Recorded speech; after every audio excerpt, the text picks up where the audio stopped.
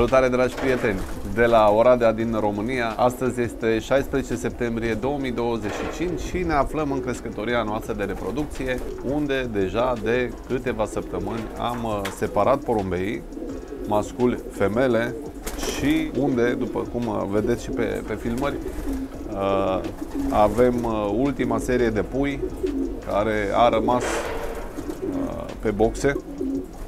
Urmează să organizăm o licitație cu o parte dintre ei, o licitație caritabilă pentru Clubul Oradea, pentru a face mai facilă participarea la concursuri. Dar nu despre asta vreau să vă vorbesc acum. După cum vedeți, puișorii sunt destul de speriați. Vreau să vorbesc despre ce se întâmplă în acest moment în crescătoria noastră și, după cum vedeți, porumbeii au intrat deja în marea năpârlire și este o perioadă în care trebuie să avem mare grijă de porumbeii noștri și de penele noi care vor apare odată cu schimbarea penelor și de care, mai ales la lotul de zbor, vom avea mare nevoie la concursurile din anul următor, dar și la crescătoria de reproducție. Năpârlirea este un indicator important al stării de sănătate. Porumbeii în această perioadă primesc hrană de năpârlire. Există mai multe sortimente de hrană de năpârlire și puteți să alegeți cea care vă place mai tare. Și în același timp suplimentăm porumbeii cu suplimente de calitate pe care eu cel puțin le consider necesare în această perioadă. Nu foarte multe, dar cred eu foarte utile. Le-am șirat aici. Este vorba despre 5 produse pentru porumbei pe care noi le dăm în această perioadă și pe care vi le recomand cu drag. Acestea sau produse similare pentru că sunt deosebit de esențiale în perioada de năpârlire.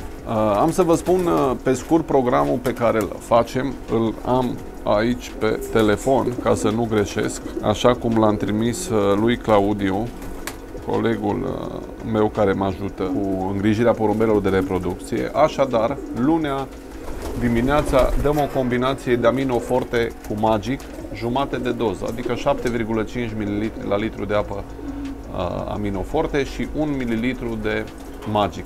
De ce facem acest lucru? Pentru că e important să înțelegem. Dăm Magic pentru că produsul Magic este un produs pentru sănătate intestinală, bazat pe acizi grași esterificați. Acționează ca și un fel de antibiotic intestinal, dacă pot să spun așa, oferind și foarte multă energie porumbeilor în același timp. Intestinul porumbeilor este deosebit de important și este absolut necesar să-l ținem într-o stare de sănătate cât mai bună. Acolo se întâmplă o serie de procese care duc la extragerea nutrienților din hrană și ce face Magic exact acționează în această zonă pentru a menține intestinul sănătos.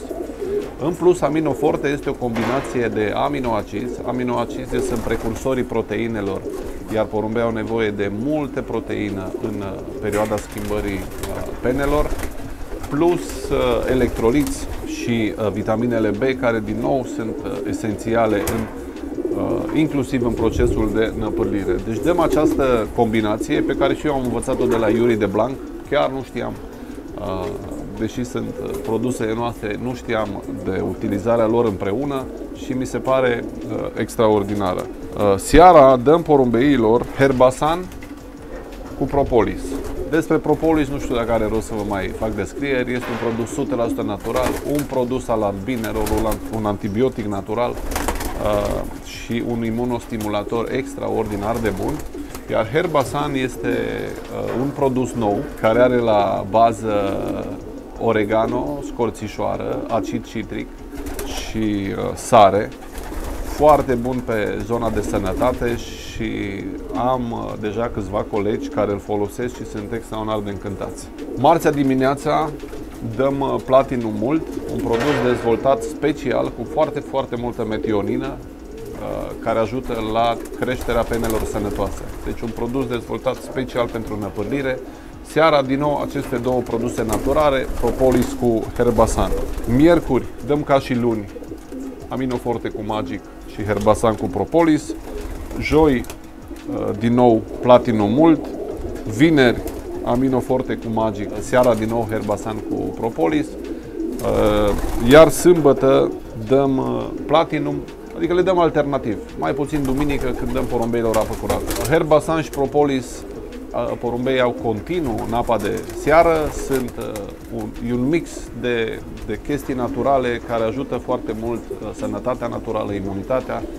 Și eu personal cred că aceste 5 produse sunt suficiente pentru a putea păstra porumbeii sănătoși, bineînțeles dublate de o mâncare foarte bună, de minerale la discreție, cum se spune, dar schimbate la 2-3 zile, adică nu lăsăm hrănitoarea cu grituri și cu minerale să stea zile în șir.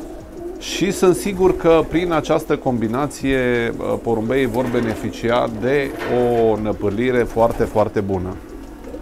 Acum, în această perioadă, mai este imperios necesar să facem două lucruri. Unul, la mână, să ne uităm în crescătoria porumbeilor maturi de zbor, să vedem cu ce am rămas, ce a performat și din ce părinți provin și să facem lucrul ăsta și după etapele cu puii, mai ales dacă sunt puțin mai lungi și am și putut selecta puțin porumbeii, pentru că nu are sens să ținem pentru anul următor porumbei care nu reproduc pui care se întorc acasă sau și mai bine pui care performează de top. Deci este un moment bun să facem selecția și să eliminăm porumbeii care nu ne-au adus satisfacție. Dacă îi ținem în crescătorie și anul viitor, vom obține același lucru, adică vom pierde puiilor sau aceștia nu vor performa așa cum ne interesează. Și un al doilea lucru foarte important este să urmărim năpârlirea, să urmărim felul în care năpârlesc și porumbeii care nu năpârlesc bine. Porumbeii care se îmbolnăvesc în această perioadă, cu tot regretul, cred că trebuie eliminați indiferent de pedigreul lor. Știu că e foarte greu și eu am porumbei pe care poate am plătit bani mai mulți sau porumbei la care țin mai mult sau porumbei care au o origine foarte bună. Dar dacă aceștia nu reușesc să năpârlească corespunzător, să-și păstreze starea de sănătate fără medicamente, cred că e un bun moment să scăpăm de ei. Cea mai bună cale pentru a scăpa de ei este să le dăm drumul, nu să-i vindem altor colegi, ca să mai se chinuie și ei 2-3 ani de zile și să nu reproducă nimic bun. Sau putem să-i donăm, dar să fim sinceri și să le spunem celor care le dăm acești porumbei că ei n-au performat. Dacă vor să încerce, e dreptul lor, dar e mai bine să fim cinstiți și corecți. Asta facem în această perioadă și acest program va fi păstrat probabil până la sfârșitul lunii noiembrie, începutul lunii decembrie, până se termină toată năpârlirea. Așa cum v-am spus, crescătoria e destul de agitată pentru că puii au crescut, încep să se maturizeze, dar nu au loc. Mai apar ușoare bătăi, dar e singura posibilitate să-i ținem, pentru că aici nu avem un compartiment separat pentru pui sau, dacă îl avem, acum e ocupat de femele. Aș fi curios în comentariile voastre să-mi scrieți ce folosiți voi în această perioadă de năpârlire, ce dați porumbeilor voștri și ce v-a mulțumit. Adică ce ați oferit porumbeilor voștri și ați observat că năpârlesc foarte, foarte bine, pentru că, într-un final, scopul este să creăm cea mai frumoasă comunitate internațională de iubitori de porumbei de curse și să învățăm unii de la alții. În final vreau să te rog ceva. În caz că încă nu te-ai abonat, te invit să o faci. Voi fi mult mai motivat în momentul în care voi vedea că mă urmărești, că ai dat follow, că te-ai abonat la canalul meu și mai ales în momentul în care prin comentariile tale îmi expui opinia ta despre ceea ce facem noi aici.